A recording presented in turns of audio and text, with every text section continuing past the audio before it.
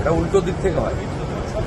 অনুব্রত মণ্ডল আর না, অনুব্রত মণ্ডল বিস্ফোরক মন্তব্য করেছেন, বলছে পদ না পেলে আমার অম্বল হবে, এই রকম নয়, আমার মানসিকতা এরকম নয়। অলিখিত মুখ্যমন্ত্রী তো পদ নেওয়ার দরকার নেই।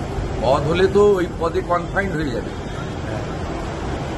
পাথর, বালি, গরু, জেলা পরিষদ, পৌরসভা, 100 দিনের কাজ, আবাস, রাস্তা থেকে তোলা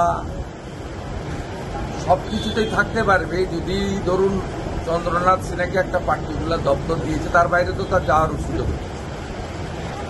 রানা অভিজিৎ সিনহার লাভপুরের বাইরে তার যাওয়ার সুযোগ নেই। কাজল শেখের জেলা পরিষদের বাইরে ঢোকার সুযোগ নেই।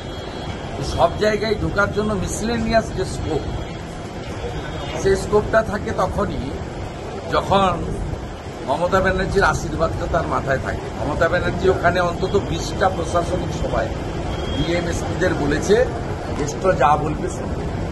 জ্যেষ্ঠ অসুস্থ, মাথায় অক্সিজেন কম যায়, অতএব পদ নেওয়ার দরকার নেই।